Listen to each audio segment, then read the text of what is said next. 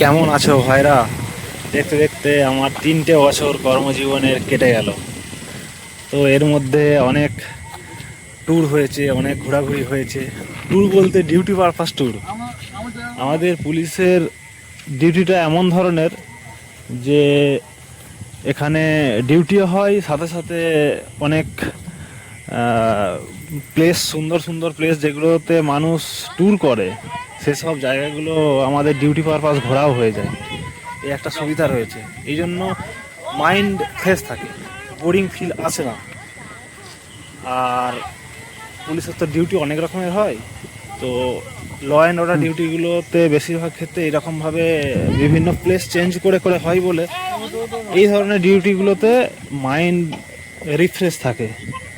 কারণ আজকে এখানে, কালকে ওখানে, এই করে করে না বিভিন্ন জায়গাগুলো যেগুলো মানুষ পয়সা খরচা করে ঘুরতে যায়, সেই সব জায়গাগুলো আমরা সরকারি খরচায় ঘোরা হয়ে যায় আমাদের। এটা একটা প্লাস পয়েন্ট। তো আমরা একটা ফ্যামিলি ট্যুর প্ল্যান করেছিলাম 3টে বছর পূর্ণ হওয়ার মাথাতেই ফ্যামিলি থেকে।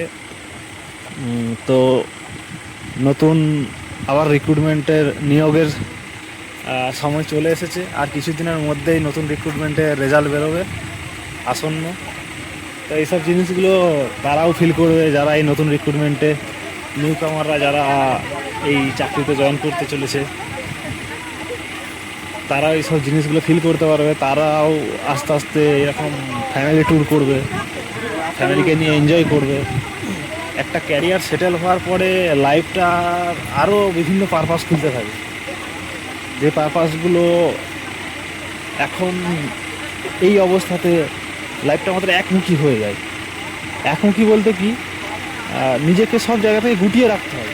একটা ক্যারিয়ারে এস্টাবলিশ হওয়ার জন্য একমুখী লড়াই দরকার। বাকি সমস্ত পারপাস থেকে নিজেকে সরিয়ে নিয়ে, গুটিয়ে নিয়ে একমুখী একটা লড়াই দরকার। তো সেই লড়াইটা করতে গিয়ে জীবনটা একমুখী হয়ে যায়, একই পারপাসের পিছনে ছুটে চলে সেই পারপাসটাকে ফুলফিল করার জন্য। আর এটা দরকারও। আর এটা করতে গিয়ে যখন সাফল্য হাতে আসে, তারপরে গিয়ে অ্যাকচুয়াল এনজয়মেন্টটা শুরু হয়। তখন লাইফটা বিভিন্ন পারপাসের সাথে যুক্ত হয়, আস্তে আস্তে বিভিন্ন এনজয়মেন্টের সাথে আস্তে আস্তে যুক্ত হয়। তখন আর কোনো বাধা থাকে না।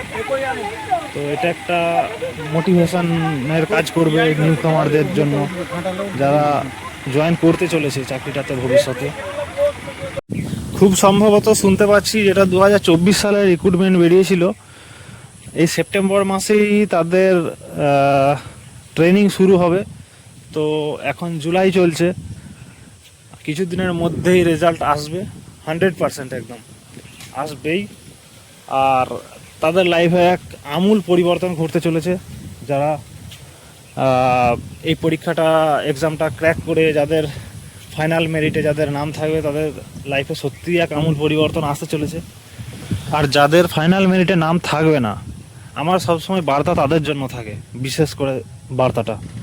কারণ তাদের মধ্যেই বেশি হতাশা চলে আসে, তাদের মধ্যেই বিভিন্ন আক্ষেপ চলে আসে। আর এই আক্ষেপটা যাতে না আসে, যাতে তাদের সঠিক রাস্তা দেখতে পেয়ে যাতে সঠিক রাস্তায় তারা নেক্সট পদক্ষেপটা শুরু করতে পারে, সবসময় আমার লক্ষ্য সেটাই থাকে। যারা সেট হয়ে যাবে, যাদের লাইফ সেট হয়ে যাবে, তারা তো সেট হয়ে গেল। কিন্তু যারা ছিটকে যাবে, সবাই তো আর পাবে না। লাখ লাখ হাজার হাজার ছেলে এখানে ফর্ম ফিল আপ করেছিল, সবাই তো জব পাবে না। বেশিরভাগটাই ব্যর্থ হবে, ব্যর্থ হওয়ার সংখ্যাটাই বেশি। তাদের হাতটা টেনে ধরে তুলে আনাটাই হচ্ছে সব থেকে বেটার। যারা পেয়ে গেল তারা তো পেয়ে গেল, তারা মরিয়া লড়াই করেছিল, অবশ্যই তাদের লড়াইয়ের যথেষ্ট দাবিদার তারা এটা পাওয়ার। আর যারা হেরে গেল, তাদের মধ্যে অনেক যোগ্য ছিল, যারা একটুর জন্য হয়তো ছিটকে গেছে। তাদের লড়াইটাও অনেক জোরালো ছিল, কিন্তু হয়তো একটুর জন্য ছিটকে গেছে। এবার যেটা বিষয় সেটা হচ্ছে, যদি মনে মনে ভেবে নাও যে একটা এক্সাম থেকে ছিটকে গেলাম মানে আমার আর করার কিছুই নেই, সমাজকে দেওয়ার মতো কিছুই নেই, তাহলে চলে আসবে হতাশা। সেই হতাশাটা আসতে দেওয়া যাবে না। এইটাই হচ্ছে মেন চ্যালেঞ্জ নিজের সাথে নিজের। যখন ফেলিওর সামনে চলে আসে, যখন দেখতে পেয়ে যায় ফেলিওর, আর এখানে কিছু করার নেই, বেশিরভাগ জন বলে আবার দাঁতে দাঁত চেপে লড়াই করে যাও সেম প্রসেসে। কিন্তু আমি বলি ভিন্ন কথা। তুমি যদি 100% দিয়ে এটা ট্রাই করেছিলে, হয়নি, তাহলে লাইন থেকে সরে যাও। আরও হাজারটা ক্যারিয়ার অপশন রয়েছে। অন্য একটা ফিল্ডে গিয়ে ট্রাই করো, সেখানে গিয়ে দেখো, আবার 100% দিয়ে লড়াই করো, দেখো কোনো না কোনো একটা ফিল্ডে সফল হয়ে যাবে। তখনই গিয়ে মনে হবে এই ফিল্ডটা বেস্ট, আগে যেটাতে লড়াই করেছিলাম সেটা থেকে এই ফিল্ড বেস্ট। এটাতে সফলতা আরও সহজে এসেছে। এমন ভেবে নেওয়ার কোনো কারণই নেই যে আমার এই সমাজকে দেওয়ার মতো আর কিছুই নেই। একটা জব থেকে ব্যর্থ হয়ে গিয়ে নিজেকে এরকম ভাবানোর মধ্যে কিছুই নেই। আরও অনেক রকম সমাজকে দেওয়ার মতো পরিষেবা রয়েছে। সেই সমস্ত পরিষেবামূলক কাজগুলোকে নিজের ক্যারিয়ার অপশন বানাতে পারলেও লাইফ সেট হয়ে যাবে। শুধুমাত্র সরকারের কোষাগার থেকে আমাকে বেতন নিতে হবে, এই মোটিভটা যদি বাদ দেওয়া যায়, দেখা যাবে এই কম্পিটিটিভ এক্সামে যে মারাত্মক লেভেলের পরিশ্রম করতে হয়, সেই মারাত্মক লেভেলের পরিশ্রমটাই একটা অন্য বিজনেস, ছোটোখাটো বিজনেস ফিল্ডেও যদি ওই পরিশ্রমটা দেওয়া যায়, এর থেকে বেশি ইনকাম সেখানে। হ্যাঁ, এই 3 বছরের কর্মজীবনে বিশাল যে কিছু লাইফে একদম আর্থিক পরিবর্তন এসেছে এমন নয়। মাইন্ডে অনেক স্টেবিলিটি এসেছে আগের থেকে, বেকার জীবনের থেকে। সেই সমস্ত পরিবর্তনগুলো আসবে, অবশ্যই আসবে।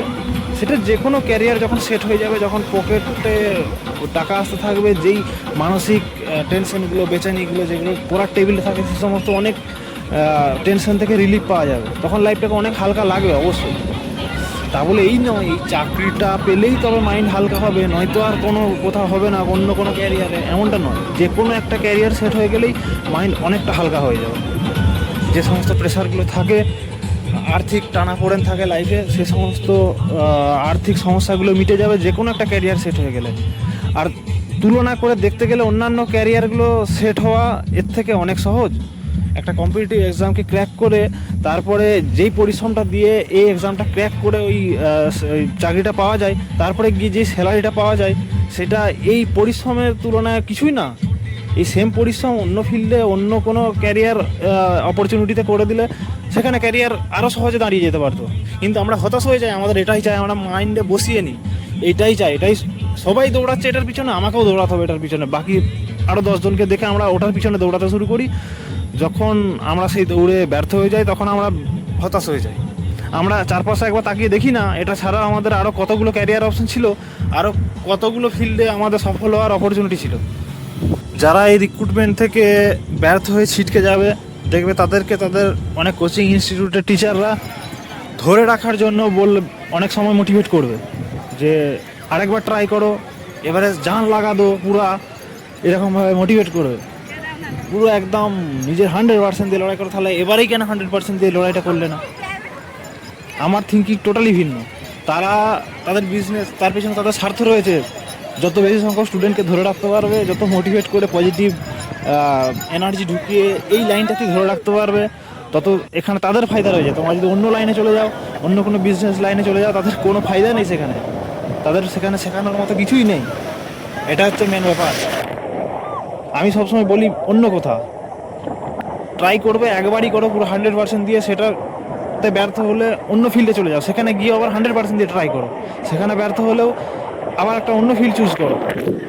এটা করতে করতে এমন এমন কিছু এক্সপিরিয়েন্স গেইন করবে বিভিন্ন ফিল্ডের, এমন একটা কনফিডেন্স লেভেল চলে আসবে, 3বার 4বার ব্যর্থ হয়ে এমন এক কনফিডেন্স লেভেল তৈরি হয়ে যাবে ভেতরে, তোমাকে টোলানোই মুশকিল হয়ে যাবে একটা সময় পরে।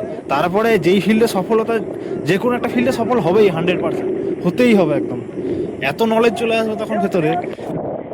তো যারা ব্যর্থ হবে, অযথা আফসোস করার কিছু নেই, নিজের মতো লড়াই করো, নিজের মতো এগিয়ে যাও। অনেক ফিল্ড রয়েছে, আফসোস করার কিছু নেই। লাইফটা দাঁড় করানোর জন্য অনেক ফিল্ড রয়েছে, অনেক ক্যারিয়ার অপশন রয়েছে। একটা ক্যারিয়ার অপশনে আটকে পড়ে থেকে বিশেষ কিছু এক্সপিরিয়েন্স বাড়বে না। একবার এক্সপিরিয়েন্স হয়ে গেছে, ফিল্ড চেঞ্জ করে করে করো, ট্রাই করো, অনেক এক্সপিরিয়েন্স বাড়বে, সফলতার মান বাড়বে, লাইফের মান বাড়বে, লাইফকে উপলব্ধির মান বাড়বে, সব দিক থেকেই ফায়দা। এক জায়গায় আটকে না পড়ে থেকে, সারা হওয়া জল নষ্ট হয়ে যায় না, অনেক দিন একই জায়গায় জল আটকে থাকলে নষ্ট হয়ে যায়, গতিশীলতা হয়।